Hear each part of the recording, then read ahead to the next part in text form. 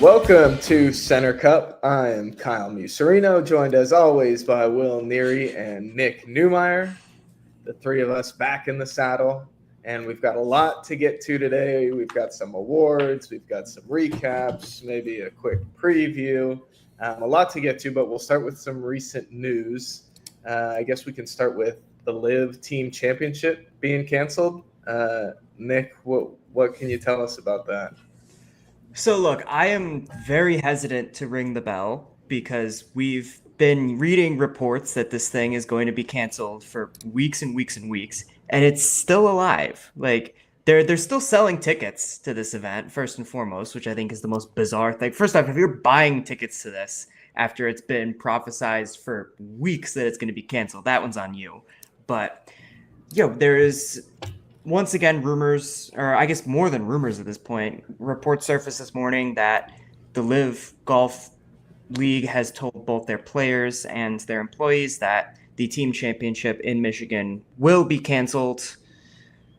I mean, we've just talked about this one so much, and I don't really have any inputs. We've been discussing Liv's long-term stability, and Scott O'Neill announced a new investor last week who, once they were somewhat identified, came out and said that we have signed no such thing.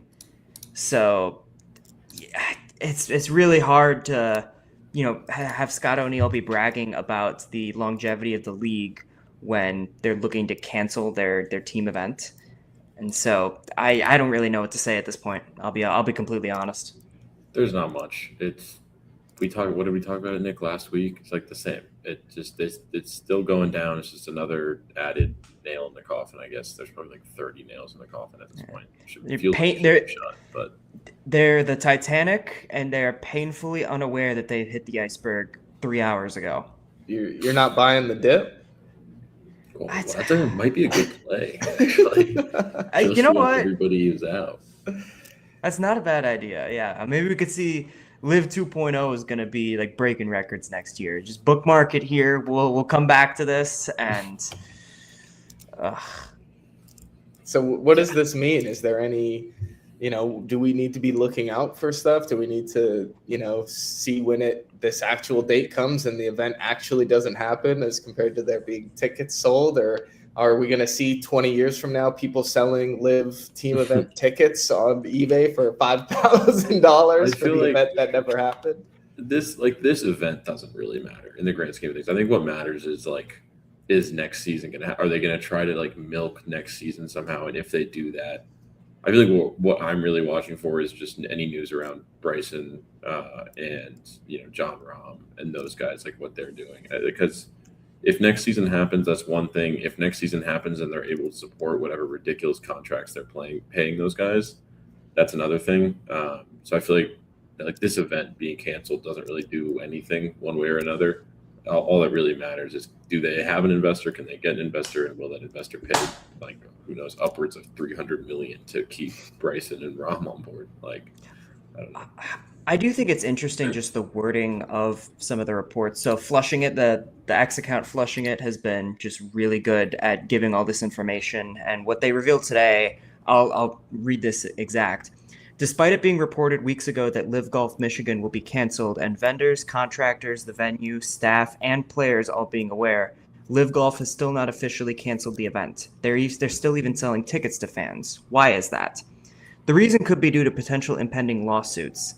Live Golf players are contracted for 14 events. As Live Golf sources expect the company to file for bankruptcy in early September, if the events are postponed at that time instead of canceled, it could remove an argument that Live Golf did not uphold this part of the contracts. This could also explain why Live Golf New Orleans was postponed early in the year due to highly questionable reasons and not officially canceled. A significant number of people within the league have told me that they have lost all faith in the leadership, and smoke and mirrors campaigns only make it worse. The decision to still be selling tickets for the event that will not be played in Michigan also shows a significant level of contempt for fans who will end up out of pocket in a completely avoidable circumstance. Yep.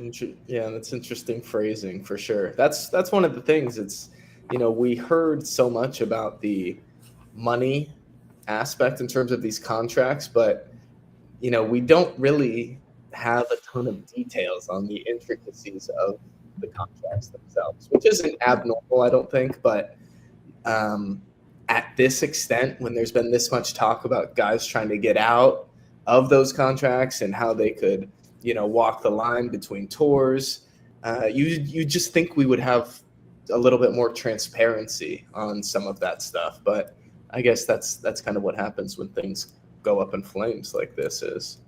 Yeah, well, I mean, you said, Kyle, like, what should we be on the lookout for? And I think that you're going to see, like, nothing right now, nothing impending, but from what we've seen about the supposed, Live 2.0 details is that the contracts are going to be restructured towards player equity. Some players might go for it and some might not. But one thing I think should absolutely be expected is that Liv is not going to go down without a fight, I don't think. And we still don't know the details of these contracts like 5 years later. And I think that was by design.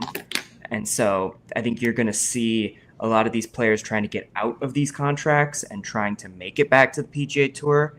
And I think Live Golf is absolutely going to put up a fight, and it's not going to be pretty. Yeah, well, like again, the question is kind of just what are we gonna if something happens next year, what are we gonna get? And I feel like you said, Nick, they're just gonna, as long as they can keep the boat afloat, they're gonna keep the boat afloat, even if it is like it's the last little log of the boat, and like everything's sunk, everything's under the water, but they've got this like one. It's like the back to the Titanic. It's the door that Rose and Jack are trying to Rose is on and Jack's trying to climb up onto, right? It's like they're going to live on the last little piece of wood that's still afloat from whatever boat they've tried to build at Live Golf. And might last a couple of years, to be honest. Like they might be able to kind of find enough support to hold on for a little while, especially if they offload Rahm and DeChambeau and decide that they want to keep going without them. Like they might be able to do that by, making it a smaller tour and paying smaller paychecks. Do you think there was room on that door for the both of them, Will? I'm not going to get into this whole thing. There's been like Mythbusters. They've done like Mythbusters episodes about this. I don't know. You'd have to tell me the buoyancy of the door, which I just don't know. Nobody accounts for the buoyancy of the door. So should we be calculating the buoyancy of Live Golf? Is what you're trying to say? Literally, yeah, pretty much. Like if you could tell, it's a matter of like, what are they willing to grasp onto? Like because with the support they have and like the weirdness of the support they have, like the rampant kind of like very combative support that they have, I guess is how I would put it. Like they have incentive to like hold on and kind of fight this thing until it's like dead. Like they're gonna. Why not? For them, exactly. It's like, right. Why not? Like this is it. Like either we make this happen now or we're dead forever, and we already look like idiots. So who cares?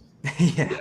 Exactly. So there's a difference between relevance and like existence. Like they'll be irrelevant well before they stop existing. Yeah, absolutely. Yeah. If they're not already. Yeah, I was just about to say. It's just we haven't already crossed that bridge. We just got to get those guys off there. And then I mean, if they lose, if they, I can't see them just letting them go. That's like the whole reason for their existence was kind of pulling these guys away. It's just people want to see Cam Smith back on the tour, right? Yeah, one person on that side. He didn't get that major top 10. He proved me guys. Okay. All right. Well, I think that's plenty Live. Okay. Next on the docket. Yeah, way too much Live. Asterisk Tally cruises to a dominant U.S. women's amateur victory. She's obviously been a breakout star and someone we've talked about a lot throughout this year. What can you tell us about her latest triumph? I mean, just continues, like you're saying, like just continues to be on the rise. And I think what was interesting about this U.S., I mean, can it be on the rise if she's like kind of at the peak of amateur golf? I don't know, whatever. She's reached the mountaintop, whatever you want to call it. What was interesting about this U.S. Women's Am was just how like young the talent was. I mean, we've talked so much about like the women's amateur game and how they keep showing up at majors, at LPGA events. Like you'll kind of look up and be like, oh shoot, like Kiara or Farrow Keefe's T5 like on Saturday at a major, or Kiara Romero's T10, whatever.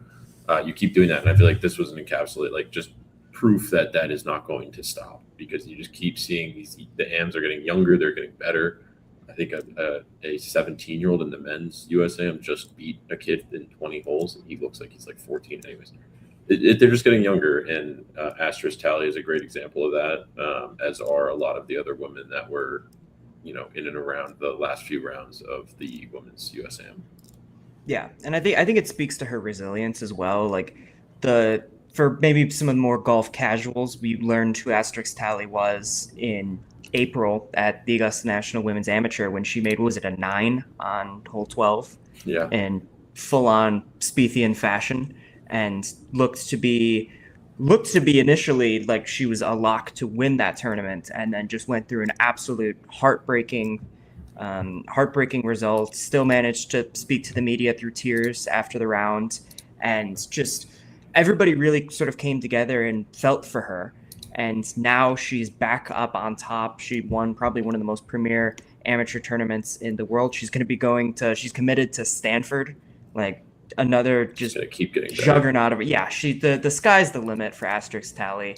And I think just to be able to cap off her summer with a massive win, especially after the heartbreak in the spring, I think I'm really happy for her. Yeah. And it was a pretty dominant finish. I mean, again, the final match is 36 holes, but she ended up beating the medalist Anna Iwanaga from Japan 8-6, which is pretty good stuff. Made an eagle on the 29th hole to go up 7. Par on the 30th hole was enough to end that one. She won her semifinal match 6-4. Yeah, it was, it kind of. She eked by in the semifinals, got past Maggie Ma in 19 holes. It took a playoff hole. And I feel like kind of once she won that, it didn't feel like the script was written, but it was like, okay. I mean, like she's just going to, it felt like she was the name left where you're like, man, I mean, part of it is because, again, like you said, Nick, like people have become accustomed to seeing Asterisk Tally on leaderboards, not just at the ANWA, but also like on LPGA major championships. But yeah, I mean, I feel like once she got through that quarterfinal in 19 holes, it felt like she was, kind of destined to lift that trophy. Yeah. And speaking of elite young women golfers, Chiara Romero became eligible for her LPGA membership through the Elite Amateur pathway. Nick, what do you got for us on this? Yeah, so we've been talking all summer of like, when is Chiara Romero gonna get her LPGA Tour card? It'd be really cool if she played on the PGA Tour, but that's not gonna happen anytime soon, I don't think. But yeah, she finally has it through the LEAP program, courtesy of being awarded the McCormick Medal from both the USGA and I believe the RNA as well. That is awarded to the top amateur player at the end of the year.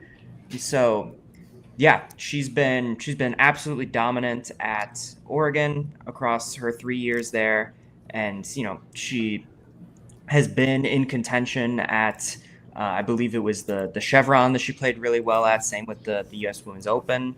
So really excited to seeing her on tour.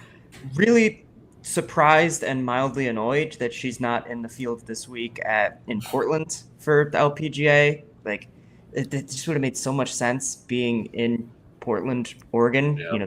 The Oregon probably best player in program history. No, like nobody put that together. We got to be like right at college orientation week, aren't we? Like I know, kids at Georgia just had their orientation like on a couple days ago. Like we feel like we're right in smack dab in O week, kind of return to campus vibes. And even like Asterisk Tally was supposed to be in the field in Portland, but she couldn't make it because she had school. Yeah, it's got to go to Stanford. Education first. We didn't. I think high school still. Oh my God! Yeah, you're right. She is another year. I keep like the commit when you're a junior. The same thing with Miles Russell. I keep expecting Miles Russell to have to go to FSU now. And I'm like, nope, he's actually still just going to be a senior in high school, which is also ridiculous. We'll get to that, but yeah, you're right. There's another year there. Yeah, so should be a lot of good storylines to follow this week in Portland. There's one that we unfortunately won't get the chance to follow, but no, at the end of the day, really happy for Kiara Romero as well. That's been a long time coming. It's not like she hasn't had her chances to get this. All she would have had to do was make the cut at the Evian, make the cut at the Women's Open, and miss the cut at both. And hasn't been in the greatest of form this summer, but ultimately got it done. Kind of cut it a bit to the wire, but got it done, and will be playing on the LPGA Tour this year. Indeed. There was one little last thing. We this has nothing to do with women's amateur golf. So if we have if we have any more on that, but I was just gonna throw in. We keep getting the 2028 schedule unveiled, and I'm gonna keep giving it to you guys. We got Raymond James on the calendar now. They're the sponsor of the broader Greensboro area event, which has been the Wyndham Championship at Sedgefield Country Club. I guess they'll come on next year. Raymond James will in 2027, and then. Weirdly, the press release said 2027 it'll be Sedgefield, and then 2028 it didn't specify. Like it didn't say a course to be named later, but it also just didn't specify that the tournament will continue to be played at Sedgefield in future years. They kept saying Greensboro area. I'm assuming it'll be Sedgefield. That's kind of it's been at the host of the Wyndham for a long time. Like it's the tour course in that area. Maybe they'll try something new. Who knows? But yeah, Raymond James. I think it's Go by Raymond James is kind of how they're branding it. That event will debut next year, and it will be on the Championship Series in 2028, presumably at Sedgefield. But at least it will be in the Greensboro area, I guess. But yeah, that's kind of it. We keep getting it slowly rolled out for us. I guess we're now only 2 weeks away from that big Brian Rolab press conference that we've been waiting on to give us a little bit of a better picture. Hopefully we get some news there. I know we've been asking about what it actually looks like in terms of putting the fields together for how are we sorting?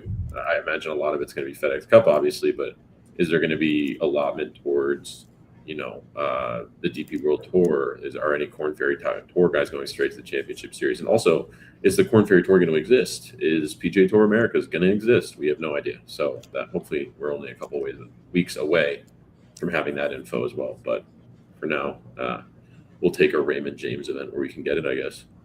Yeah, and I think just some other news. There's rumors that FedEx is not going to renew their contract as a sponsor. Is that up at the end of this year? They said 27. They're done. 27. Yeah, that's right.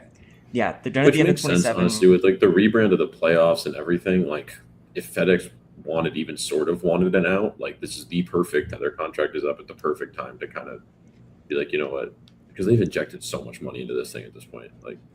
What has it even really gotten them? The FedEx Cup playoffs, nobody really cares about. You have even Shane Lowry saying oh, when I have grandkids, am I going to tell them, oh, I was 20th in the FedEx Cup? Nobody cares. Well, I think that's the tough part, though, is there is the chance that if they cancel the contract or don't renew the contract, I guess, not cancel the contract. If they don't renew the contract after 2027, there is the chance that the playoff format gets totally rebranded and it's awesome and people really give a shit about it. And then FedEx Cup just they sold on a dip, I guess. They left when things were when nobody cared and missed out on the upside there. But I'll leave that to the executives at FedEx. I'm not going to, cast too much of an opinion there. I'm sure they know what they're doing.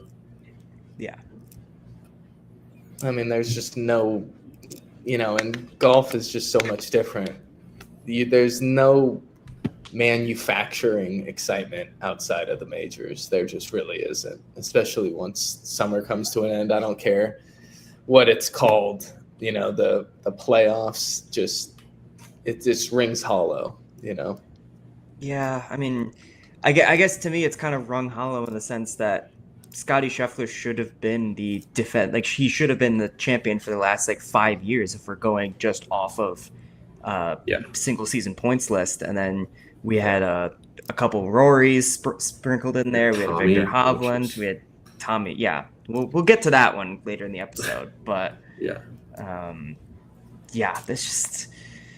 we'll not keep really coming with the news when we get it. But yeah, it's obviously they're changing it, which means there's been problems, right? Nobody cares. Yeah. FedEx Cup playoffs mean nothing to me, essentially. So you could see how excited we are to get into the FedEx Cup playoffs. So should we make that transition, or do you want to do men's USAM first, or do you want to go straight to the FedEx Cup playoffs? We can stick with the amateur game and then get right It'll be into quick. I have a few small opinions. We don't need to do a full scoring update. It's the round of 64 today. We had the 2 rounds of stroke play yesterday and the day before. The medalist was Joshua Ryan, hometown boy out of Pennsylvania. He, I think, was sleeping in his bed at home, staying with his. I love that. Like, dude, of course, should have seen that coming. And Ryder Cowan just beat Miles Russell on the 17th hole, I think, after chipping in from off the green. Oh, that's sick. Yeah, baller. Tough to see Miles Russell go, but yeah, no, I mean, not a ton. I think the one thing this morning, there was a 16 for 11 playoff for the final match play spots. Obviously, it's like a 312-man field playing for the top 64. So inevitably, you get these massive playoffs. This one was obviously 16 players playing for 11 qualifying match play spots, and man, you couldn't watch it. The fact that you can't watch any of this, I know it's USAM Golf, and I'm a sicko, and I just want to watch this stuff. What are you talking about? Also, it's my job. Dude, 11 for 16. You're telling me you wouldn't put that up on like YouTube or whatever? Like, that rocks. 11 for 16 playoff is so fun. I was just sitting in my bed this morning, like pressing refresh on the thing, trying to see. You are a sicko. But in the end, they all got filled. But yeah, I mean, other than that, we're in the round of 64. I think the big things worth noting: Preston Stout, world #1 amateur, just did not come particularly close to making the round of 64. Lost out in stroke play outside of the top 64 pretty substantially. As did a couple other of the top 10 in the world, amateurs in the world. Luke Poulter, he made it into the playoff, was the third to last guy to get booted from that. Like I just said, now we've lost Miles Russell to Ryder Cowan. So Ryder Cowan took the win there. Obviously made the round of 64, but is out in that first round. I think he was a semifinalist last year, maybe quarterfinalist. Yeah, it's been a busy couple days, or a week or so, I guess, in the world of amateur golf, but we don't need to do a full one. That'll be, obviously, we'll wrap up on Sunday, so we'll do we'll include that on Monday in our recap. It will be hopefully some drama in the 36-hole final match. I feel like we keep getting, I think last year was a 6-5 win or something. Obviously, Asterisk Tally won 8-6. A little drama 36-hole match. Give me some spice, but whatever. I'll wait till Sunday. We'll recap all that on Sunday, but for now that'll do. But yes, now Nick, we can get into the FedExCup playoffs while we're talking. Yes, let's go. We're so excited. Get your game faces on, guys. Actually, I think that before we get into, so do we want to do? So we really should have discussed this before, and I think we did, and we're just not following our. We did discuss it. Hold on. So are we doing awards first, or are we doing the St. Jude's? They're the same. They're one and the same. Okay. Regular season leading into playoffs, or it's just all the same thing. Whichever you like. I've got both. I'm ready to click away if you want to do the other one. All right. So basically, I had this idea this morning that the creation of this podcast coincided with the beginning of the 2026 PGA Tour season. So I thought it'd be a good idea to just kind of go through just some of the big storylines, kind of just if you're tuning into golf now, first off, where you've been, but here's maybe some of the stuff that you might have missed this season and just some of the highlights as well. So I guess I'll kick the ball to whichever one of you wants to take it. What do you think has been some of the bigger storylines this year? We talked about Liv already. I mean, that's in the background. I don't want to do we need to do a whole Liv thing? I feel like that was a storyline that we covered enough. It sucks. It's dead. It's not dead. It's the one thing that's crazy. Liv's kind of doing like a Pet Cemetery thing right now. The one thing that is crazy, though, is that the one thing worth mentioning is we started this podcast with Brooks Koepka returning to the PGA Tour. We've got Patrick Reed back on the DP World Tour.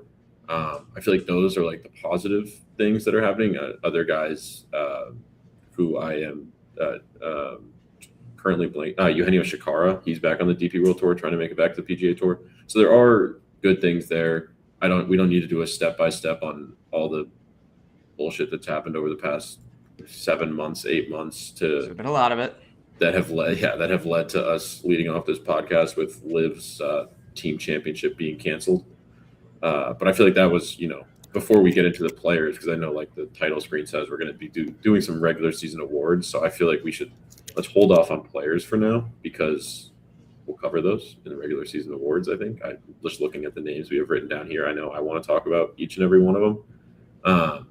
But yeah, I mean, Liv unfortunately was a really serious background to this whole situation. Yeah, absolutely. And, dare I say that, this is sort of my hot take. Dare I say the major season was a bit underwhelming this year too? I don't think that's a hot take at all. I think that is. Is that just because Matt Fitzpatrick laid an egg in each one, so you didn't like it? That was unnecessary, Kyle. I think it's because we finished. We did Aaron Rye and Wyndham Clark again. Yeah, and don't forget Foxy, Ryan Fox with the Open Championship as well. I mean, yeah, and Rory goes back to back. I mean, it was like, I feel like each individual major was fun. Ryan Fox buries a 12-foot birdie putt on 18 to win the Open Championship. Like, that's sick conceptually. Right. Then a week later, you're like, oh, okay. And then you look back at the whole season, you're like, okay, so like Aaron Rye basically bled Aronimink to death to win the PGA Championship, and then Wyndham Clark went back-to-back in pretty dominant or not back-to-back, 2 of 3. Yeah, no, but only JJ Small was in between. 2 of 3 at the U.S. Open and was pretty dominant in that whole stretch. And then Ryan Fox, I mean, again, really interesting tournament, but then Ryan Fox won the Open Championship, and it's just, I think saying that it was an underwhelming tournament is like, or underwhelming major season for us is nothing but like accurate.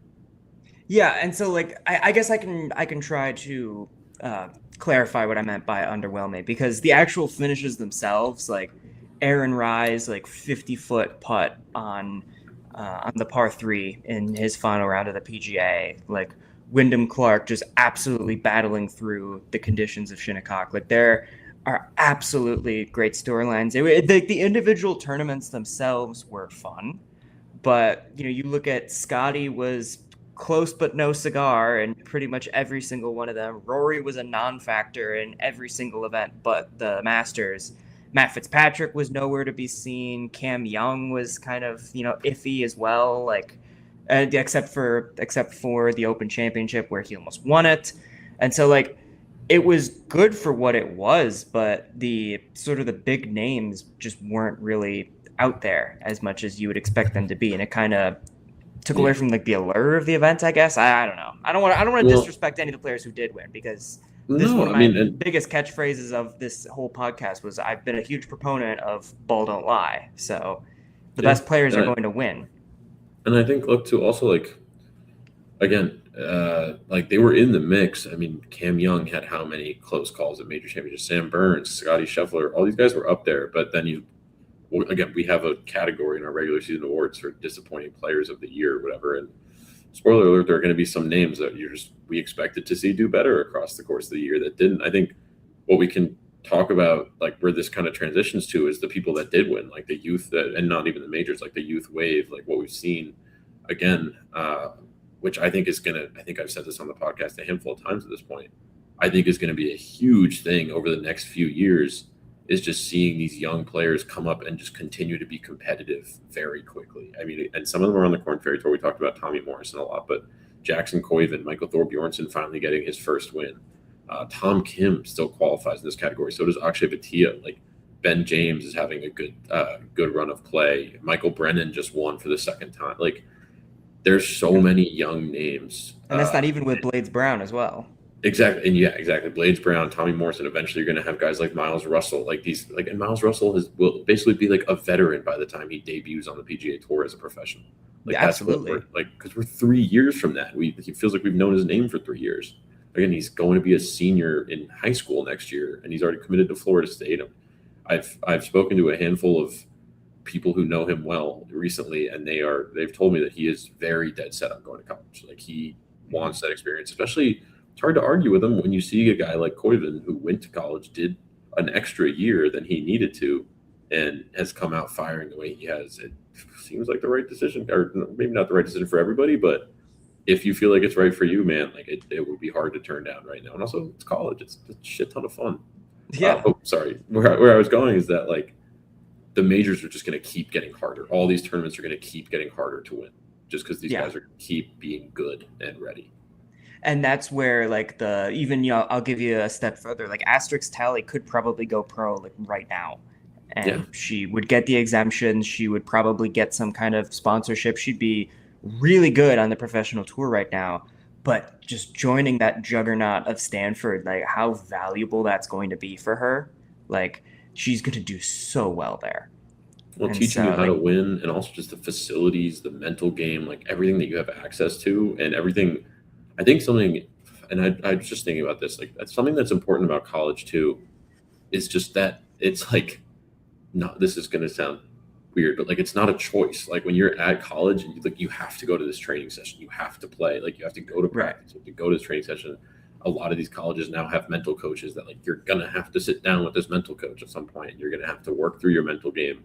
Whereas, if you turn professional when you're 17, 18 years old, that's all well and good, but it's like all in your hands now. Like I feel like it's way better to go to college, build those routines by having to do those routines. You talk to so many, even like I have a bunch of, like I went to a D3 school that did not have good athletics beyond like swimming and lacrosse. Like our football team, horrific. But you have like kids who just went to practice every morning at 6 a.m. Like they still 7 years later wake up and go to the gym at 6:30 in the morning just because it's built into their routine. Like I feel like building those routines is so important, and college is such like an easy and like mandatory way to do it. For sure. And so like that's the one thing we talked about probably a few episodes ago, that now if you look at, there is not a single major winner that is under the age of 30 right now. And actually by the time the next major rolls around. Yes, we've been over this. Yes, my bad. Colin Morikawa is still under 30, but by the time the Masters rolls around, as he said, he will not be in his 20s anymore, and we will not have a single major champion under the age of 30.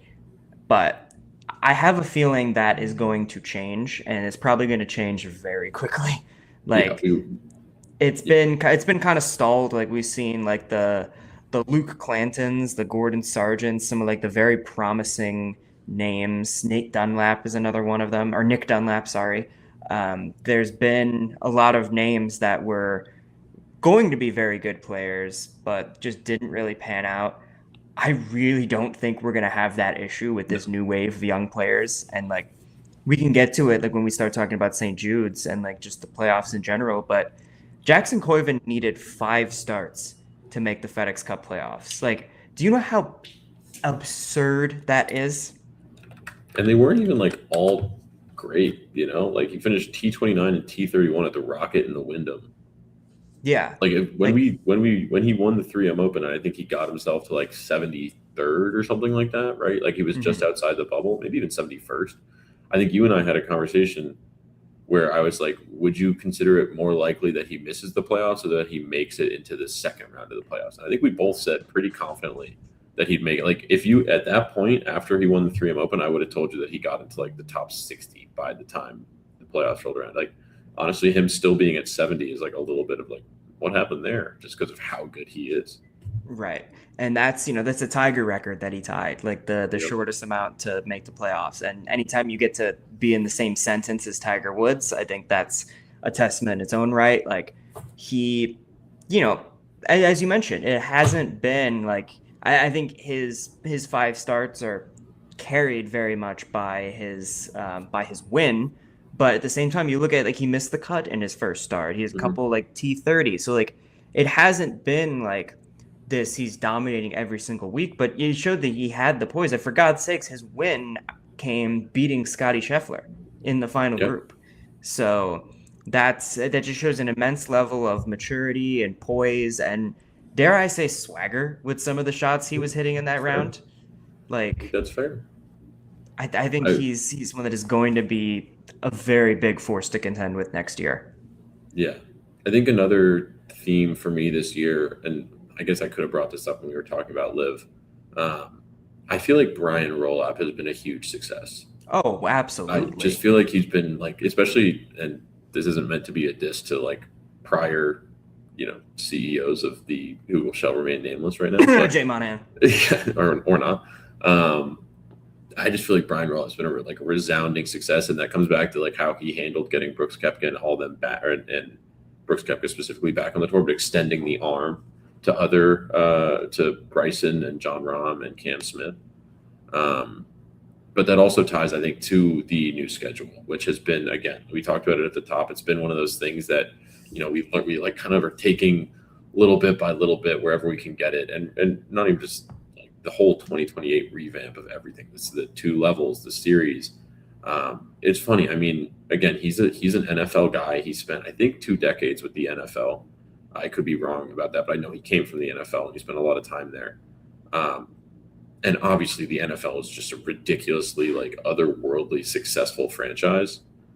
So for him to take that stuff to the PGA Tour, it seems like it's working. I think the next step, right, is like, especially for smaller tournaments, is figuring out broadcast stuff. I feel like that's the thing that we keep complaining about.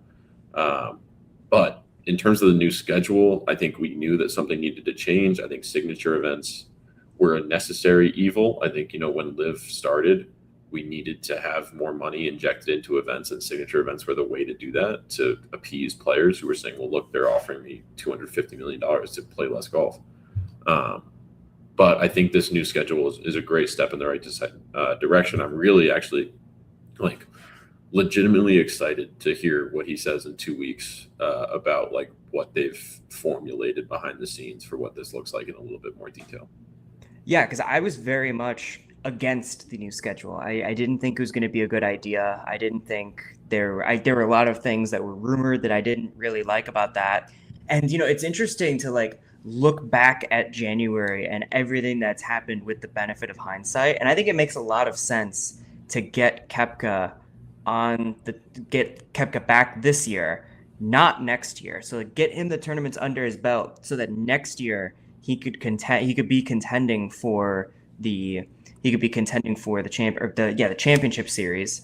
Whereas if you get Bryson back mid-year, or Rahm, or like they're rusty, or they're dealing with all the outside pressures, and God forbid they don't qualify for the championship series, and you have Bryson DeChambeau playing on the Challenger Tour, that doesn't work either. Now, obviously, that was a gamble that Brian, or I'm not going to say it's a gamble. I don't know that was the specific reason, but that obviously didn't pay off for Koepka this year. He did not qualify for the playoffs and will not be in the signature events next year, barring Aeon Swing 5 or whatever that feature is. But X10 Swing 5. Yeah, there's can we give them like my one homework for the off season? Can you give them 2 different names, or find a different sponsor so they're not both sponsored by Aeon? Like, we should just call them the so Swing confusing. 5 and the next 10.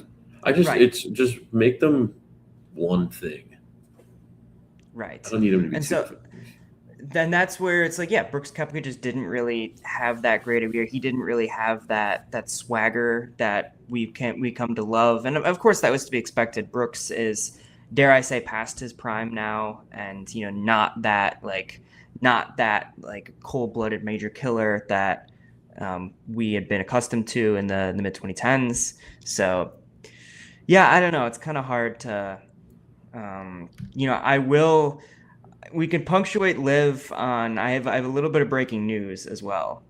Well, can I say one thing before you do the Live breaking news? I will say, just before we wrap up the schedule, I think I would not at all be surprised, because you were talking about Bryson having to battle it out on the Challenger Series, whatever. Theoretically, I think there will be a note in there that's I guarantee you the last 5 years of major champions make it to the championship series just by default.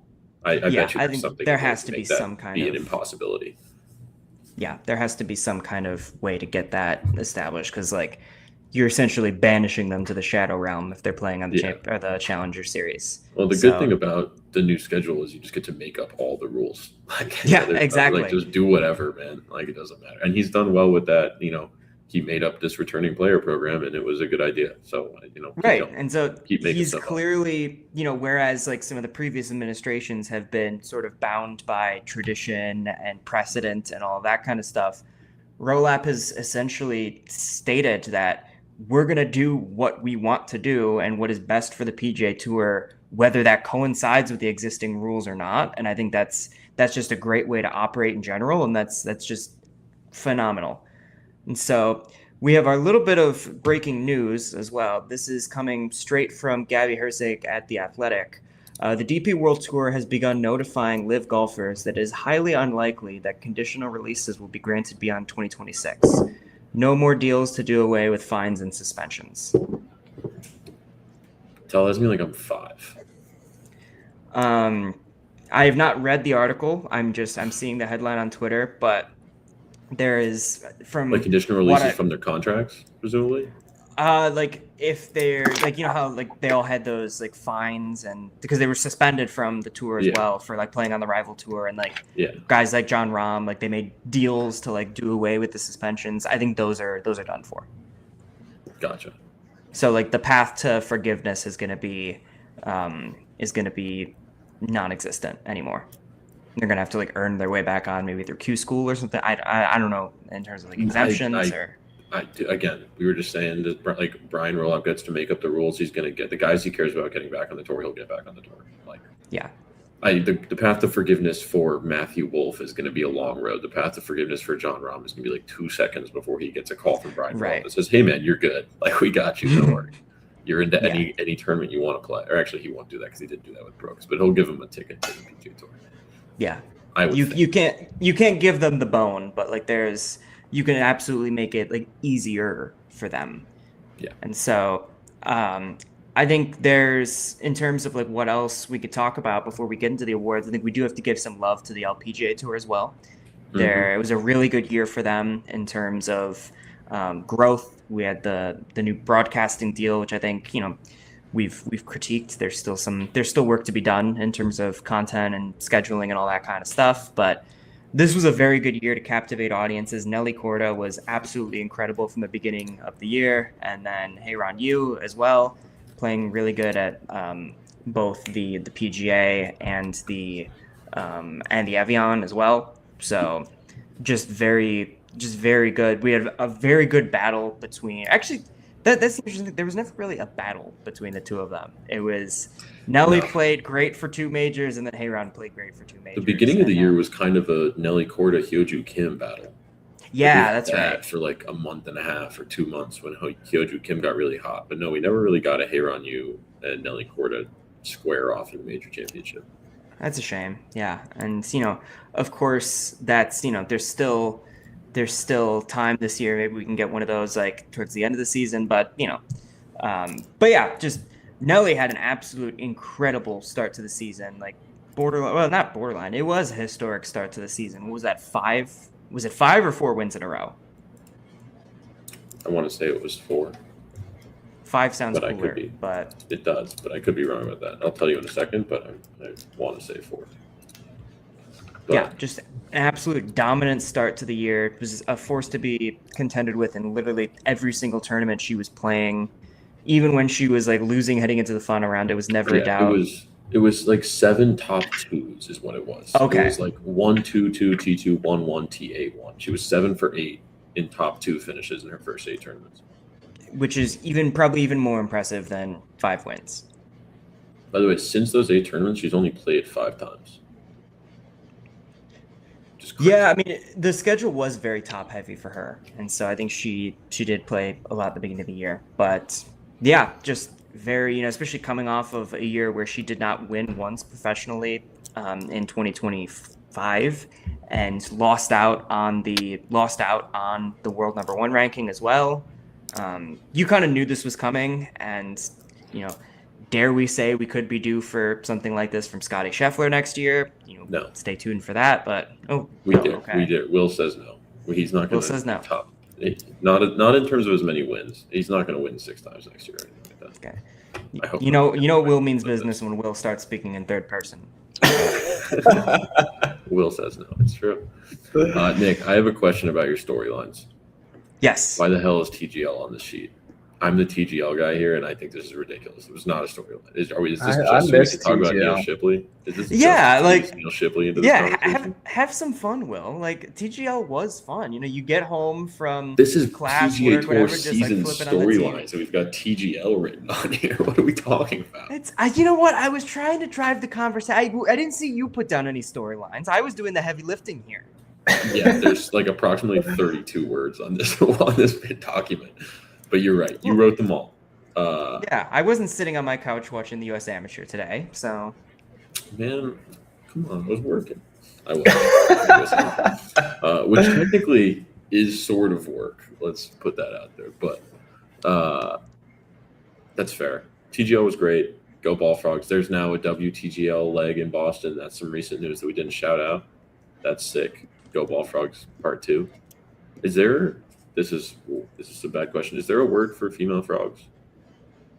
That's a great question. Okay. Well, frogs, notoriously, if you've watched Jurassic Parks, amphibians are able to sometimes change their gender when faced with same-sex environments. As Jeff Goldblum once famously said, Nature finds a way. Finds a way. So That's right. Life finds a way. Shit. Life finds a way. Come on. There's no name specifically for female frogs, so it will still just be the ball frogs. They won't be altering that at all, which is good. Okay. Be the W ball frogs. I just got that. I just got why you'd have to alter that. Okay, good. Okay, Well, it's like done. I did a thing at Kenyon once at the college, and they're like the lords and ladies. Like their men's teams are the lords, and their women's teams are the ladies. Or like Tennessee has like the lady volunteers. And... Exactly. Yes. That one rolls. That would have been a more apt example for me to use, Nick, rather than Kenyon lords and ladies. But that's okay. The lady ball frogs. I don't know. Are you gonna put like a little pink bow tie on the frog, or like? We'll see what they do, but we've got a good WTGL franchise in Boston now. Yeah, I hope they don't do that. And like the ball frogs is already just a cool name in general, so I hope they don't do that. But yeah, that should be very exciting. It's not a major storyline this year. It's, I kind of just brought it up to just say like, hey, it was kind of fun this year. Like it was some good content. I miss it. Like it was kind of a vibe looking back. Jeremiah was a ball frog. Okay. Are there any? I was muted to drink some water, but that was funny, Kyle. I wanted to kind of feels like you didn't get the recognition that deserved. That was I was just So yeah, are there any like major storylines that we can talk about, or? I think the players we're going to get to in the regular season awards, and I feel like we covered just about everything else. Yeah. I mean, do we want to do the Tiger debacle? I feel like that's been a background thing. Yeah, I guess obviously, but that hasn't been a storyline. When did that even happen? Like that was.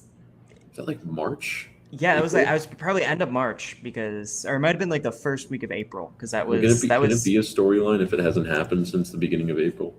I guess maybe it's like a broader storyline of like guys like Tiger and Phil. It's like what's gonna be their futures, like what. I mean, I guess Phil's is a bit more defined, but with Tiger at least, it's like he's going to be playing in major championships again. Like he's not going to be banned from anything. Like he's probably going to play the Masters. We'll probably see him at the PNC this year again. So just health, man. Like is he gonna play the Masters next year? Like we would have said last year that he was probably gonna play the Masters this year. Well, and I think he this was interesting because he was building himself up to play the Masters. And, when he was, obviously he had his clubs in the car and his Sunday red blue golf polo that sells out in 10 minutes now every single time that it gets posted on the website.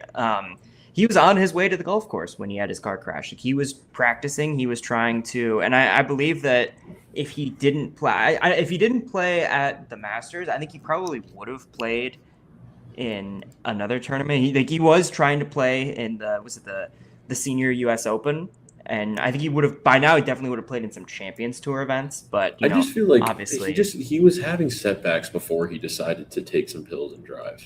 Like it wasn't going great already. Like it felt like there kept being like I feel like there were so many, and we saw him at TGL. Obviously, that was like the big thing. He looked good there.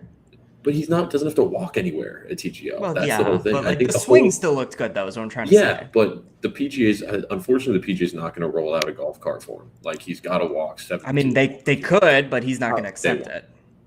I don't think the PGA Tour would do that. He can apply for a medical exemption, no? I mean, can you apply for a medical exemption on the PGA? There was and that's the reason why he won't accept one, because I think it was like 2004. Somebody tried to apply for like a cart exemption, and Tiger spoke out against it and said, if you can't walk, you shouldn't be playing here. And so now he's kind of bound by precedent. But fair. Well, yeah, I think the swing's fine. Do I think he can walk 72 holes and make? I'm trying to do math. Like 300 swing the club 290 times. Like I don't know, but we'll see. No. I hope he can. No. Yeah, the answer feels like it's no. I don't like his logo. I don't like the tiger. No. The tiger, the Sunday Red. Terrible. Like It's when you think of grown. Tiger and every iconic shot he's ever hit, it's with the Nike swoosh and with the TW. I don't know why he ever. I know. I know you. Well, Like, also, he even if you his wanted own to thing, do but- like, dude, if you wanted to go like Jordan route and do a silhouette thing, like he's got 9 different poses that would have Well, worked. it's too late to do that. He should have done that in the middle of his prime, not like a few years ago after everything was after every iconic moment had already passed. Like I do like the clothes, but yeah, I agree. The tiger logo it's is just the logo. Yeah, the clothes are fine. I like it, but like I think the Tiger's cool, but it's it's not after like so many years of the TW and the swoosh, it's like it just feels wrong now. Yeah, and also like I've been saying this from the start, like it should not be 2 words. It should just be Sunday Red. It should not be Sunday that's the part that Red. was really the issue, is that it was Sun Space Day Space Red when they came out with something. It was like that doesn't make any And it sense. still is. Yeah, it's stupid. It Nonsense. should never have been that way. So this is way longer than I anticipated talking about Tiger Yeah, Woods. we can go Um, regular season awards now. I got mine written in this little notebook here, just so that I Yes. could put it in our Google Doc where you guys would see. Yes, we got to keep the we're very secretive on this show. We keep a lot of secrets from everybody, and we're very thin knit operation. Thin knit. I was trying to just say words. Just Can we move on, please? Yeah, whatever that means. Do we want to start player of the year or end player of the year? Let's start. Should we let's get the obvious ones out of the way. Let's get like I we think have a player of the year should be comeback the player of final the year one. Yeah, I category, agree. and there is a winner for that. I mean, Yeah, I haven't even given this one any thought. it's Gary Woodland, right? Like, I mean, there's Absolutely. The only other name I wrote down. So this is my thing with comeback player of the year. It's like a lot of the times in the NFL specifically, it's given to dudes who just like kind of sucked for a while and then got better. It's not actually about injury. This would always go to Gary Woodland no matter what. But I also did write down Tom Kim. Just as as like you disappeared for a while, I forgot you existed, and then all of a sudden you won the Genesis Scottish Open. But it's Gary Woodland by a landslide, winning the Texas Children's Houston Open like 2 weeks after announcing that he's been having PTSD on the golf course, feels unsafe inside the ropes. Again, obviously in relation to the brain surgery he had, like that was probably the best tournament, like in tournament storyline of the year, or like month-long storyline of the year, right? Was us learning more about everything that happened to Gary Woodland and what a traumatic experience that's been. And then for him to turn around and win the Texas Children's Houston Open like 2 weeks later was pretty awesome. And then just tying it back to the conversation we were just having, that was the week of Tiger's accident too. So like vibes were at an all-time low, and like we needed just something to pick us up and it's almost just like get Tiger us made back. a call. Exactly. Yeah. Called up Brian Rolfe and he was like, "Hey, dude, like I got to get this off my back. Like, can you just Gary Woodland's got to win this week." Yeah, absolutely. Do I think that happened? Absolutely not. Gary Woodland won because he rocks. Yeah, Gary Woodland is awesome, and it's like just to even be playing in this season is impressive in its own right. But to win a tournament as well, and like that wasn't a bad field as well. There were some good names in that field as well. So no, if I remember right, he won it like handily, right? Wasn't it him and like Nikolai Højgaard were above the field by like, I think of the right tournament, above the field by like 6 strokes going into the final round, and then Gary separated. Let me do some digging, see how my memory is these days. Oh my God, I'm right. Gary Woodland was 18 under, Nikolai Højgaard was 17, and then Minwoo was 12 alongside Michael Thorbjornsen going into the final round. And then Gary obviously won that one. Nikolai Højgaard got second. But yeah, he essentially dominated that tournament. Yeah, just a great result, a great feel-good story. There was never any doubt who was going to be comeback player of the year here. And then I think breakout player of the year, I feel like this is also, you could probably go one of two ways and I wouldn't be mad at you, but I feel like there's a name. And Nick, you want to go first? Kyle, you want to go first? We're probably the same player. I know who Nick's going to say, and I would disagree with. Ooh, I think you're going to – I don't think you're going to say – I'm not going to say who you think I'm going to say. Oh, okay. Well, I'd say Cam Young. Really? I was going to say Chris Gotterup. I said Chris Gotterup. I think Cam Young's fair. I think Cam Young, just because, like, we already knew he was good, but I think he just kind of ascended himself into another level.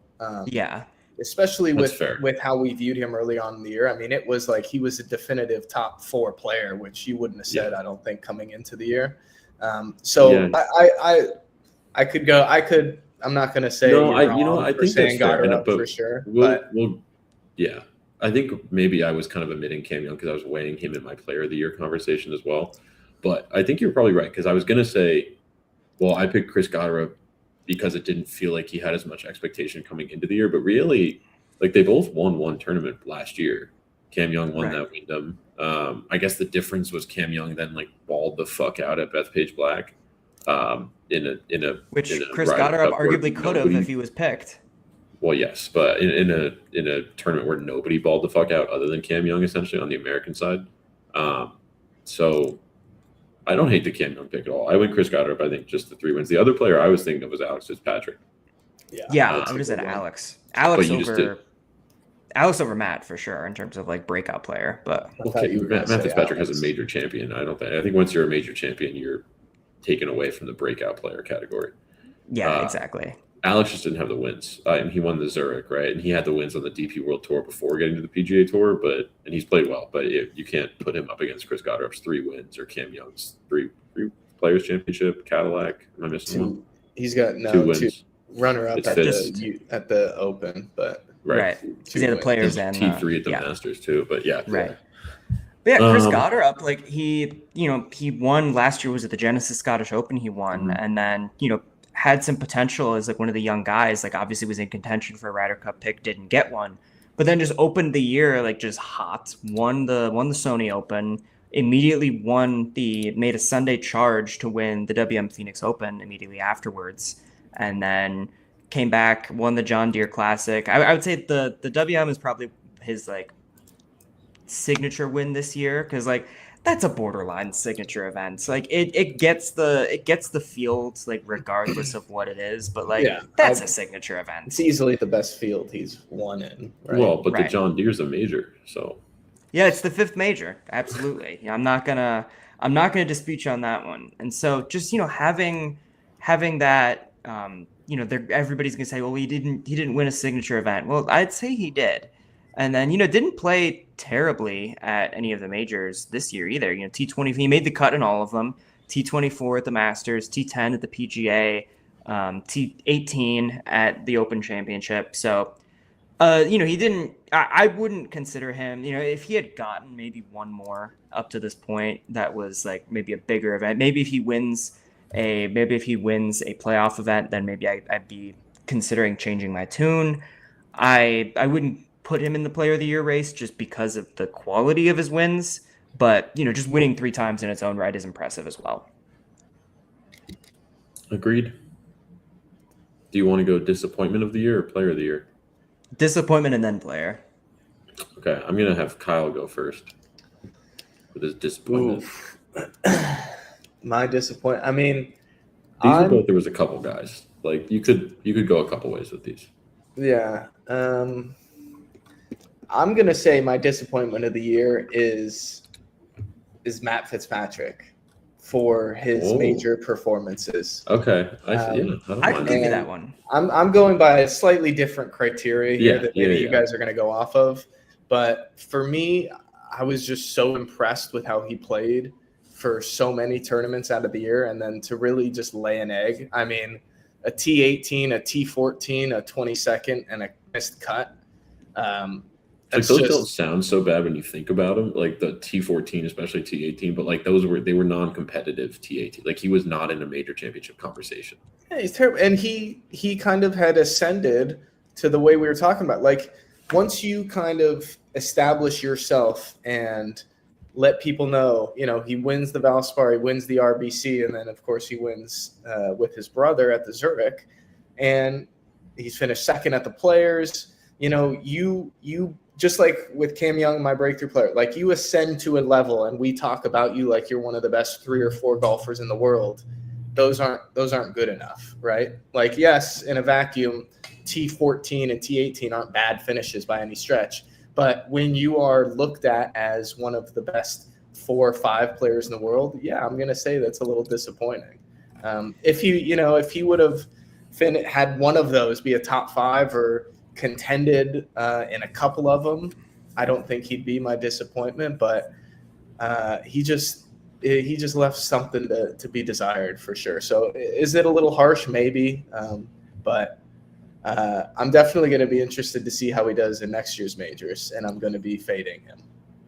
Yeah. I think like, he's someone that I've given consideration for Player of the Year, and because he does have the most wins on tour this season, tied with Chris Gotterup, but there's been a lot of good, even outside of his wins. He has the runner-up at the RBC Canadian Open, 4th at the Travelers, T3 at the Genesis Scottish, but he also has some like pretty bad results on the year as well. He has, immediately after winning 3 of his last 4 tournaments, he comes out with a T52 at the Truist, T36 at the Memorial, especially the Truist. That was a tournament where the course really fit his profile as well.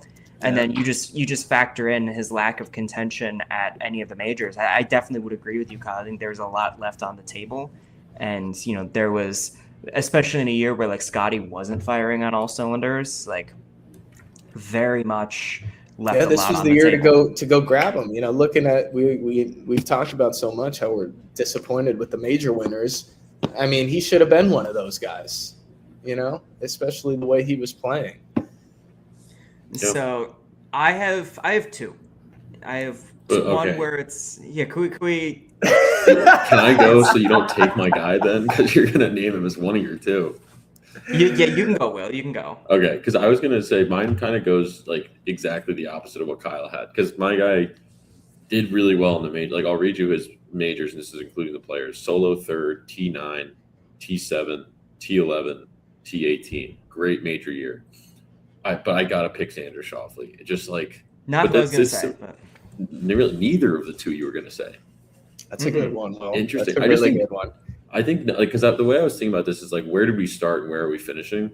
And man, and this kind of comes off of 2025 again, where he didn't really. It's honestly a similar season to 2025. 2024, he wins 2 majors. We get to 2025, you're like, okay, come down year. But then, he won the Bay Current Classic, so he essentially won nothing last year. And then this year, we come back and kind of. Again, it's not a stinker. He played well, but it's just like, man, how are we not winning once or twice this year? Honestly, I thought about throwing Scotty a bone here, but the one win is what changed it for me. I was like, no, I'm gonna take Xander. No, Xander's a good one because he's the same. He's the same way. Like you have high expectations for him. He should be one of the best 4 or 5 golfers in the world. And what made it almost more infuriating was that he was close so many times on big stages, and it just.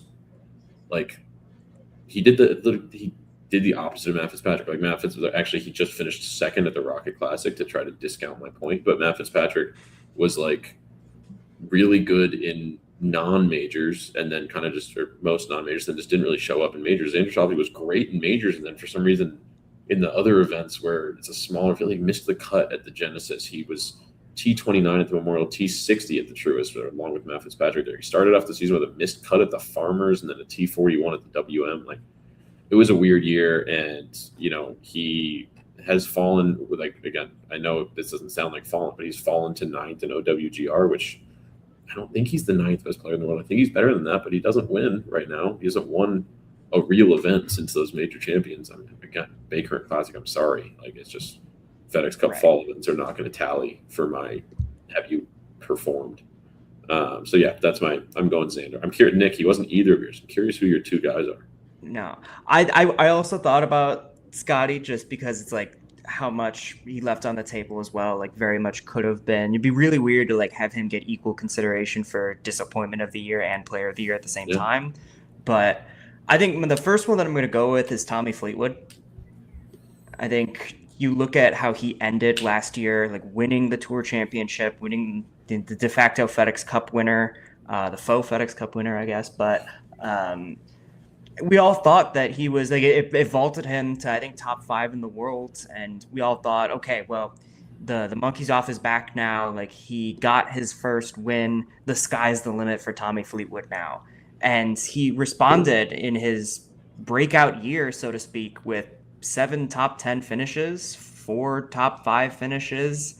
Didn't really contend in any single event, bar for the Memorial, where he did what Tommy Fleetwood does in the final round of give the hope to win, and then just it all falls apart towards the end. And so I would say, considering what we thought he could accomplish this year, like Tommy Fleetwood's just been an absolute disappointment. And then the second one, like this is more so not necessarily for statistical reasons, and it's because of the lack of statistical reasons that I gotta shout out Rory McIlroy here. Like, I'm not mad, I'm disappointed. Like, I understand what he's trying to do. Like, he's at the point of his career where he can do what he wants now, but it's like, what are we doing, man? Like, can we be serious for like play just to take these like long advanced scouting trips and like publicly say that these tournaments, some of them that are sponsored by children's hospitals, aren't worth your time.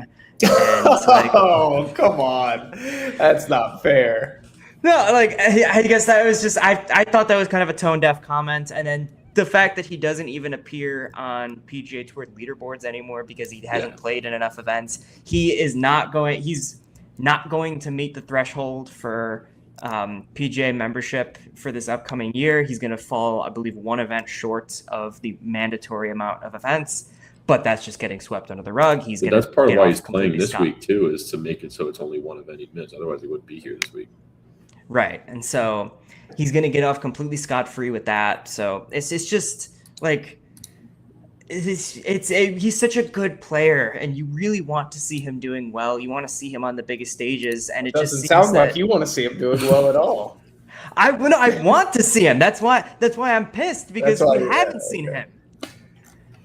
Yeah, I'll start with Tommy. I had no expectations going into the year for Tommy, so I don't feel that much disappointment. I don't know. I didn't have that much hope that he was gonna actually I'll tell you, I'm staying away from long-haired golfers. No, I like that play. Guy that has hair down to the shoulders. You might as well, I'm like a 1950s war general. If you've got long hair, you are dead to me. You're the New York Yankees of professional golf. Exactly, yes. Yeah, we have a grooming policy on all of my teams going forward. Yeah, man. Like I don't know. It was like kind of the opposite way I felt about Xander. Like Xander came in, I think 4th in the world, and I expected him to kind of stay there, and he didn't. Which that was a disappointment for me. Tommy came in, whatever it was, 5th or 6th in the world, wherever he ended up, and I had no expectation that he would stay there. I don't know. I've talked a lot about his only win being a 30-man field. So where do you think? In the Data Golf 2026 points rankings, where do you think Xander is? Where do you think Tommy is? I'll give you a hint. They're right next to each other. Okay. They've both had really good performances in majors, so I feel like that's going to 8-9. That's not. I'm going to go 12-13. 15-16. Okay. Xander 15, Tommy 16. Yeah, I mean, neither of them won. That sounds right. Yeah, that's fine. There's there's at least 8 to 10 guys that I think would have to be in front of them. No question. Yes, 100%. Definitely. Especially for just doing 2026. Yeah. Exactly. Rory, I agree. Rory was a good 2026. Yeah. Yeah. Rory was a good emotional disappointment, Nick. I thought about exactly. That. It was just like, come on, man. Please just play golf. It's your job. Please.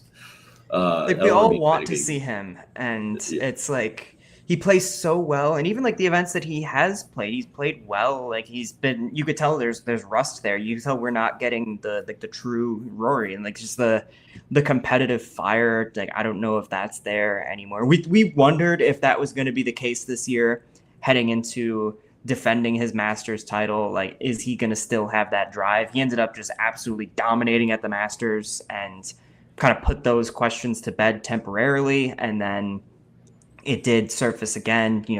He's publicly stated he's searching for methods of fulfillment now and trying to like just find that enjoyment on the tour as well, like find the new mountain to climb, if you will.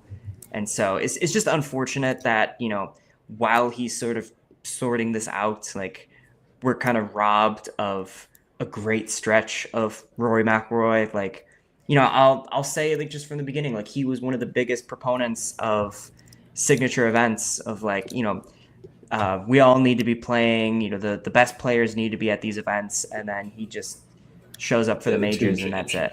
Yeah. And that's where it's like, there's the emotional like disappointment, and then there's the emotional like annoyance, where it's like, I think I said on one of our previous episodes that I'm just about ready to give him the attention that he's asking for, which is nothing. Yeah, it's fair. Shall we close it out with Player of the Year? I like it. I'm curious, before we do the names, how many people did you think were like really in contention? I had like 2 guys, and that was kind of it that I was really considering. 2, maybe 3. I'm going off of, it's Player of the Year. It's like, I don't know. It kind of, is it based on your expectations going into the year? Is it, is it just who won the most? Is it you're right in the finishes? Rules, Kyle. Exactly. I'm writing my own emotionally, emotionally you're like, man, that guy was the guy this year. Exactly. Like, gives you so that. You're the chairman of the Player of the Year committee, Kyle. Thank you very much. I hold that honor highly. Do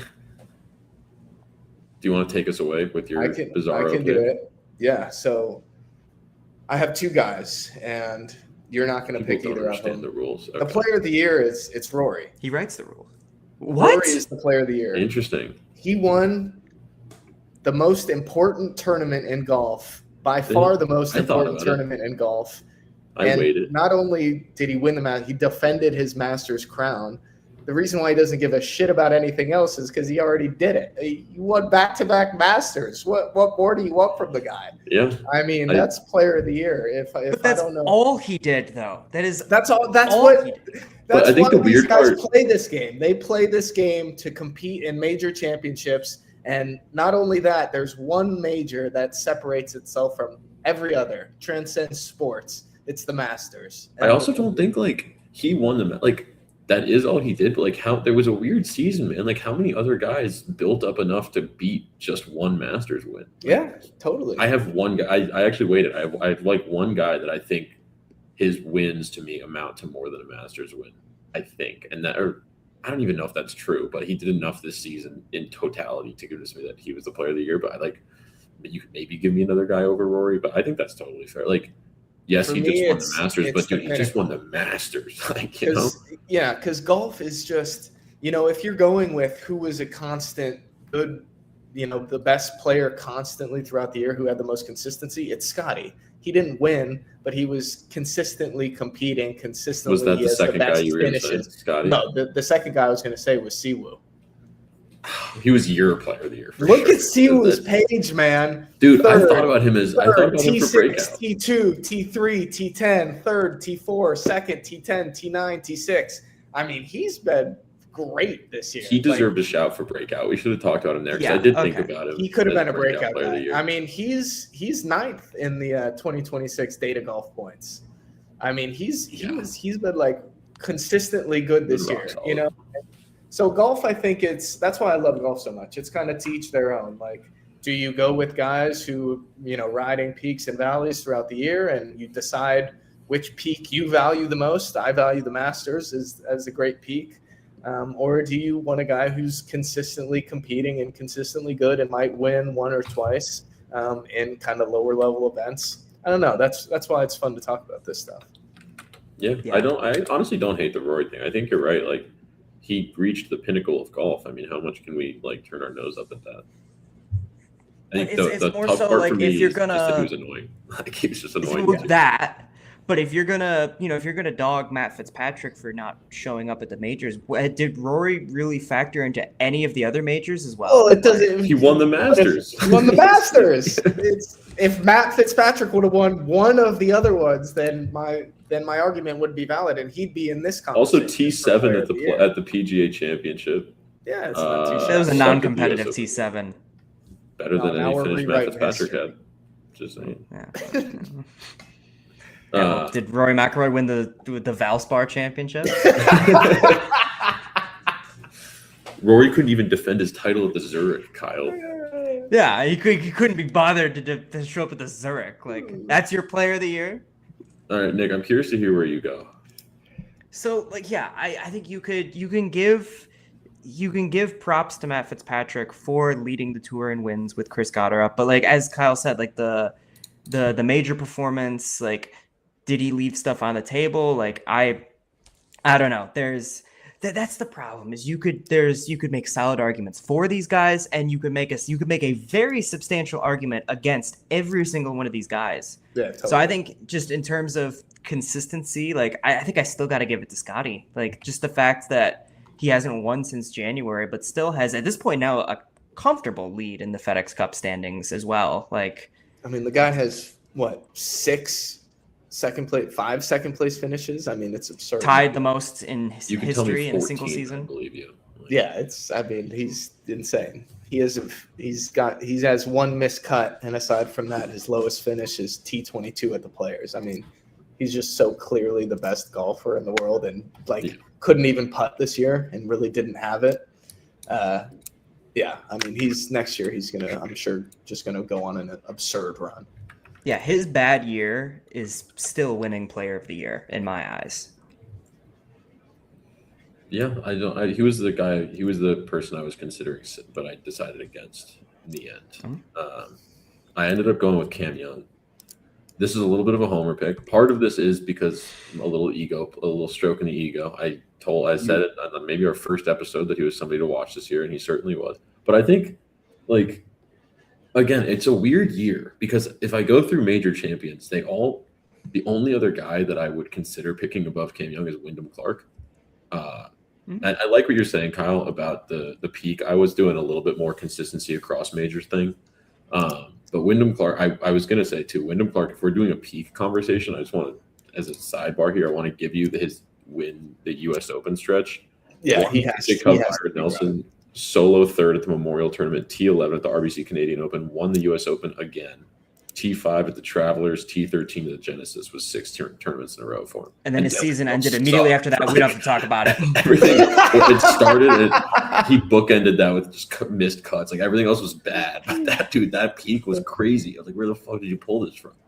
But if we wanted to play the peak game, I actually do think behind Rory winning the Masters, I would probably give Wyndham and Sam Burns deserve a peak conversation, even though Sam Burns actually grabbed the win. But I think Cam Young, the Players, plays a lot here. And there was that stretch. Won the Players, T3 at the Masters, won the Cadillac, a signature event, didn't play particularly well at the PGA or the US Open, but then solo second at the Open. It's a little up and down. It was a weird year, but again, I think this year was just bizarre. I feel like when you're thinking about guys who could be player of the year, you've got Scotty, who all he won is the Amex, so it's tough for me to give him player of the year. You've got Rory, who I agree, great peak, but pretty much just won the Masters and then was kind of a pain in my ass the whole year. You've got Wyndham, who had 6 awesome tournaments where he won a major, but then didn't really do much else. Fitz, you could make the argument, but then I would just pick Cam Young above Fitz based on the quality of wins and the performance in majors. Man, who else have we talked about? I'm not going to entertain that. I don't know. I think Cam Young. And also, I have him first overall on my sheet, but worth talking about since we haven't yet. But yeah, he would be who I would pick. I think just balancing the wins with the major performance, and there was a weird stretch of top T40s in there for 4 tournaments that included 2 majors, but he's also had some pretty high peaks. If you want to talk about, obviously Rory won the Masters, and he did the one thing that nobody else. You want to talk about doing something that nobody else did across the entire season. the one golfer to make the playoffs without Oh, a single God. top 10 finish. Yeah. I mean, yeah, you got to give some love to. I hate myself. I'm not even gonna say it. Yeah, you don't. You don't. You don't at all. It is a miracle that he made the playoffs. I don't know how that he's like, yeah, it's ridiculous. Anybody else we need to shout out here? I mean, I think it's good we gave Sue some love for breakout. I almost forgot about that. I don't think there's anybody else for comeback player of the year. No. Disappointment of the year. No. I had two for disappointment of the year that we didn't talk about that I'll just say very quickly. Ben Griffin and Keegan Bradley. Yeah. Yes. Both just again, that's the expectations were lower, so I felt like I should give it to Xander, but they just also didn't do anything really. I mean, I think what Ben Griffin had didn't he have a tiny stretch where it was like, oh my God, is Ben Griffin back? And then it was like, no, certainly he's not. Yeah. He had the Zurich Classic and then a third at the Cadillac and then T3 at the Charles Schwab. And I like the Keegan pick as well because, there were questions heading into this year of how is he going to put the Ryder Cup behind him? And I think he was still talking about dealing with the loss as recent as last week. So I don't think that's going away anytime soon. Dude, and zero top 10s. Yeah. Can I throw one other disappointment in there? Yeah. And this is a guy who won once this year. Ooh. Akshay. Yes. I like that. That kind of plays to what you talked about with Fitz too, the way he was a disappointment. Because actually, winning the Arnold Palmer is a thing. That's yeah. I mean, look at his start to the year after he missed the cut at the Amex and the Farmers, T3 at the WM, T6 at Pebble, and then won the Arnold Palmer, T13 at the Players, and then just really stunk after that. I mean, he's missed 6 cuts since then. I mean, he's too good to be doing that. I mean, he's supposed to be It's like he won at Bay Hill and then immediately went to the Indian Open and then just missed the cut there, and that derailed his entire season. Yeah, totally. Yeah, it was a weird one. Again, it's set the expectations pretty high with a win at Bay Hill. I mean, what is it? His third win. He missed the cut at 3 of the majors. Yeah, I mean, he's supposed to be one of the prodigy kind of guys, and that's tough. I didn't realize he missed the cut at 3. That's bad. That's totally disappointing for him. He's too good for that. For sure. So if we have nobody else, I will propose one impromptu award: the tournament of the year. What was your guys' favorite tournament this year? Let the record show that I'm incredibly unprepared for this conversation. I'm going to say one I have. It was in the doc, Will. Was in the doc. Shit. I'm going to go back early in the year. Collins' win at Pebble. I really like that. Yeah, that was a great pick. That was a fun tournament, a fun finish. You remember Colin, waiting in the fairway forever for it to hit his shot after. Who was that? Was going in the rocks. Oh man, was it Bridgman? I think it was. I think it was. It was somebody who just won or won the next. I don't remember, but it might have been Bridgman. I forget. But that was one I'll remember. That was a fun one. Yeah, I'll throw the Travelers on there just because you got the rain delay, you got Victor Hovland making that charge, you got that playoff the next morning. It was right in the middle of the World Cup frenzy, so you have all of the Norwegian fans lining the fairway as well. I thought that was a really good one. I'll show some favoritism here. I don't know if we're excluding majors. I was going to say the Players. The finish for the Players also just as a Cam Young fan was awesome, even though it meant Matty Fitz kind of fading. Are we allowed to? I mean, the WM was sick because we were there. Yeah, that's the one. Kyle, not picking the Cognizant Classic from you is insane. I was going to. I was like, I'm going to pick the guy, the one where I picked a winner. Nico Echeverria wins. Come on now. Yeah. Those are all. I mean, if I had to pick one that I enjoyed watching most, it was probably the Players. To be honest, there was a lot of solid ones this year. It was just a good season. It was a good season. Well, we will never forget. Maybe honestly, Tom Kim's win at the Genesis is low key up there. That was a good one. Just because also that was the holy shit, it's links golf again. This fucking rocks. Yeah. How about Brant Snedeker's win at One Flight Myrtle Classic? I mean, how can we overlook that? How can we not bring that one up? We will never forget Jake Knapp's start to the season on this pod either. No, we will not. 2026 imagine if he could have been our events breakout. of Jake Knapp. He should have been in this breakout of the year conversation, but yeah, we were robbed. We were robbed of a Jake Knapp season. All right. Well, you guys know I'm gonna have to disappear in a couple minutes. So, do you want me to give you the running scores for our fantasy golf and our picks? I would love for you to give the running scores of fantasy. I haven't only fantasy. Well, yeah, you've had a really annoying. Did you say only fantasy? Did we just create something right there? I don't know. Nick's just so excited. I said fantasy. He just wants because he knows that he overtook me and he's winning now. Because he had a ridiculous stretch. Actually, Kyle, since we last did an update, Kyle's done the best. I want the record to show that. I think he got a Tommy and Sam Burns two top fives at the Open, so he gained a lot of ground. That's good. So we're gonna refresh the teams real quick. Yes. Okay. So for last we the teams are, this is how I'll do it. Last we updated, Nick, whose team is Scotty, Ben Griffin, and Jordan Spieth, had 1,173 points. I don't know why I'm doing this out of order. This is stupid. You were in second. I'm in second? You were in second. This was when we last updated. Oh. Will, at that point, had 1,265 points. My team is Matt Fitz, Russell Henley, and Daniel Berger. And then Kyle was in last with Tommy Fleetwood, Sam Burns, and Neil Shipley at 735 points. Since then, a lot has happened. Like I said, Kyle had a couple big weeks. Nick had a couple really big weeks. I did not have very many big weeks. I had a Russell Henley win and still just plummeted, which is tough. But the new leader in the clubhouse is Nick Newmeyer at 2,008 points. Wow. The second place is Will with 1,780 and Kyle with 1,610. Okay, I made up a lot of ground. At least, yeah. The question it was ugly to start the year. Oh my god! I want to pose for you guys something because we've been doing. I don't even know if you know that we've been doing this, but we've been doing regular event points, majors or signature event points, and then majors/players points. The point values are different. Where should we be slotting in the playoff events? Should we go signature, major? Or just 3 signatures? I feel like they got to be signatures because we're getting the best of the world. Do we want to do 3 signatures or do we want to say the Tour Championship counts points-wise as a major championship? So let me get this straight. Tommy Fleetwood's win is irrelevant in your eyes, but you're ready to call it a major for the sake of fantasy. Correct. That is correct. We can't do that. Yeah, you can't nailed do it. That. Just 3 siggies? Yeah, just 3 Okay, that's fun. With the picks, I also do have those. Last we updated, which was only 2 weeks ago, so give me a break.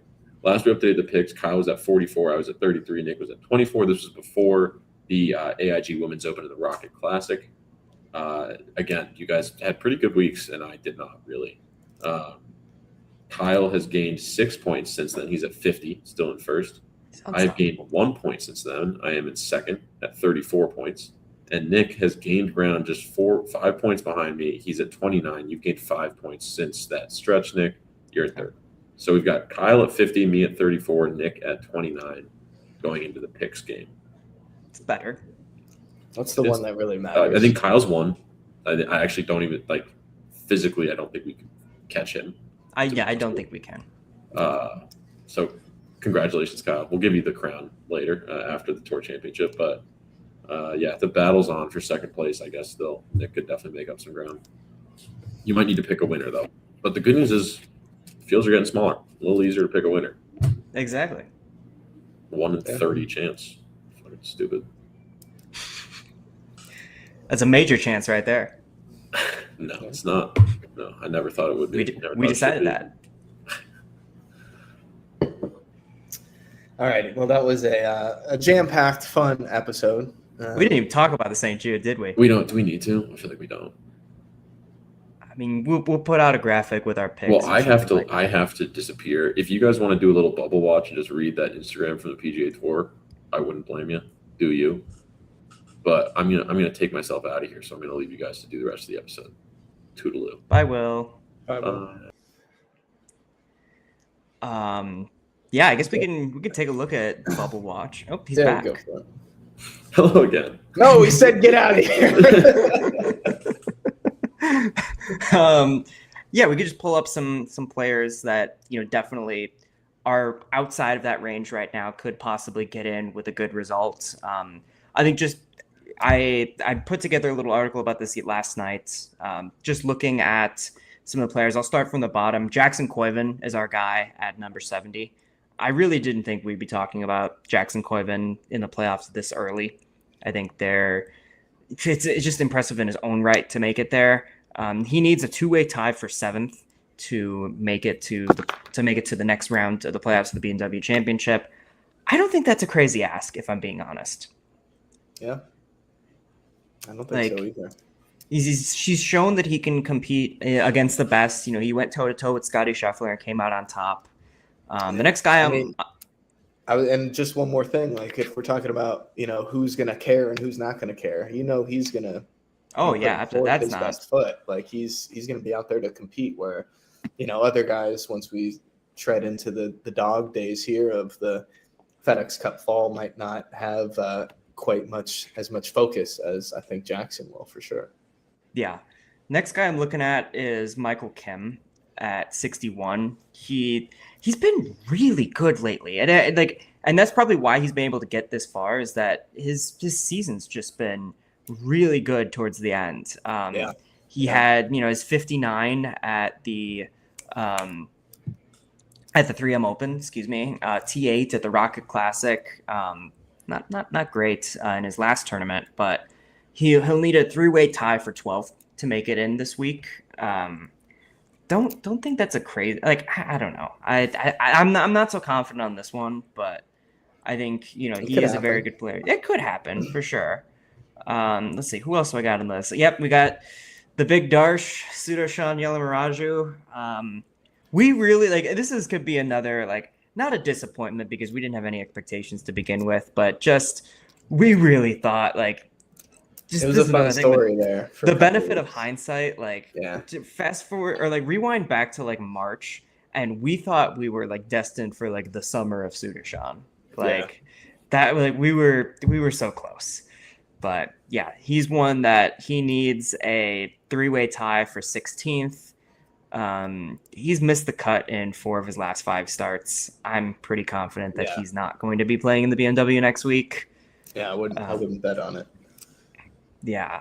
The next intriguing guy at 54 has to be Jordan Spieth. This one is, I think the way I phrased this in the article, he's so close to being so close is what I said. He played well last week. Yeah, he's not having a bad season by any means. He's got 9 top 25 finishes, which is really good. Yeah. But as I mentioned, he's the only player in the entire playoff field to not have a single top 10 finish in 2026. And so, he's shown his flashes throughout the year, and that's the thing is he's going to play well. It's just, is he going to play well for 1 round, 2 rounds, 3 rounds? He's not going to play well for 4 rounds. Right. But you just like to see if he could play well for longer.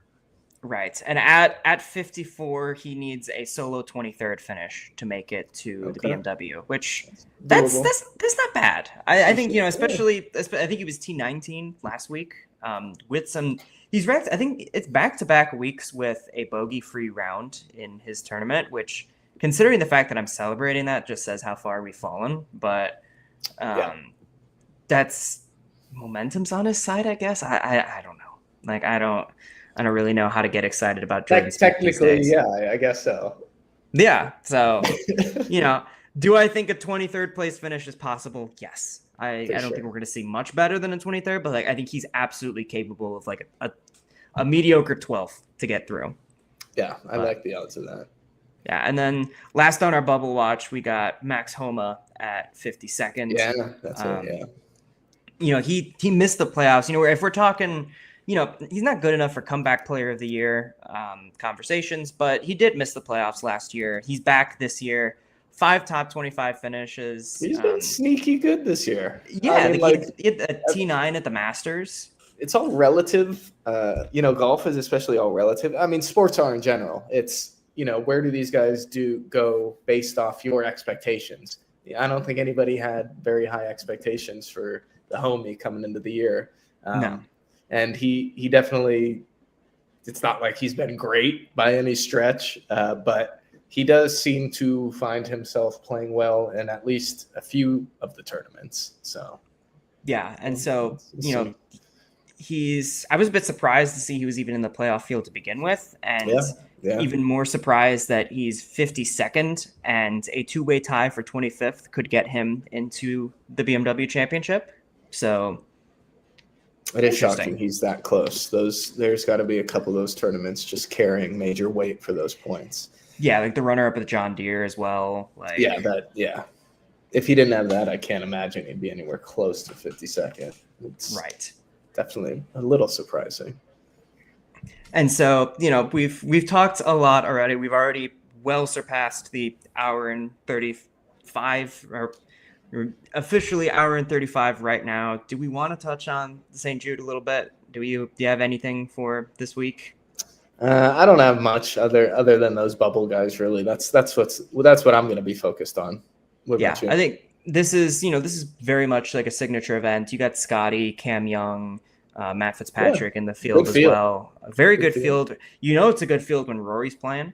Yeah, I mean, this is one of your few chances to watch Rory play. So I'll be exactly. watching. So like, get your butts in seats, get on the couch. Like, you got to take every chance you can to watch Rory McIlroy. Like, do not take that for granted these days. Yeah, no doubt. But yeah, I think you would be hard to convince me that one of Scotty Scheffler, Matt Fitzpatrick, or Cam Young isn't going to win a playoff event. I think this is when, the heavy hitters shine, and you don't really see a lot. I mean, we saw Tommy last year and then the Tour Championship, but that's a bit of an outlier. You don't typically see that. You typically see the big guys rise to the top when it comes to these stages. So I have a hard time believing at least one of those three isn't going to win one event. I think it's coming for Scotty. I think he's been really close lately. I definitely Scotty's winning one of these for sure. He has to, even if it's at East Lake, like he's absolutely winning one of those. And like, I think going back to our Player of the Year conversation, if one of them wins an event, I would say that clinches Player of the Year for any of them. Yeah, definitely. It will go a long way in doing that for sure. In terms of having a well-rounded season, absolutely, especially for someone like Scotty, who's, still leads in points and has been consistently great. He's just missing a couple of those signature wins. Right. I mean, even for a guy like Rory, this could kind of change the narrative a little bit about only caring about the big ones kind of thing. Yeah. So I guess it just depends on how you look at the playoffs. Right. So should be an interesting week. Should be a lot of, as you said, a really great field. This is, the top 70 in FedEx Cup points. I don't think anybody's not playing this event as well. So this is not like last year where Rory skipped. I think everybody should be there should be the full 70-man field this week. So should be some very interesting events. And yeah, I'm excited for it. I know we talked about, the playoffs, maybe they don't generate as much buzz as they used to, but at least the first two events are like when it's still you're doing the bubble watch and you're still like the first two events are always pretty exciting. And then it's like everybody's kind of checked out by the time we get to East Lake. But yeah, I mean, people watch golf for the courses, the events, and the players. And this week you've got a studded field. So there's plenty to be excited about to watch. I know I am for sure. Right. So with that, I will hand off next to the tee honors. I was going to try and do that, but you do so good of a job. I can never take that honor away from you. Well, we will be coming at you. We will give our picks. We will put those out at some point tonight or tomorrow before the round starts. As always, you can follow us on Twitter, X, and see our picks there at Center Cup Pod, our Instagram and TikTok at centercup.pod. And please email Will at centercup.pod@yahoo.com. And he said a lot of things today. You can't let him get away with everything. Yeah, there's been too much said today. A lot of volatile opinions. Give us your breakthrough players, your disappointments, your player of the year, or tell us why we are idiots for our picks. There are many ways to slide into our email, and it's the membership of Royal Birkdale is going to be coming at me for my disappointment of the year pick. So Yeah, I think so. We'll worry about that one. But Alrighty. Thank you for listening, everyone. We will see you on Monday.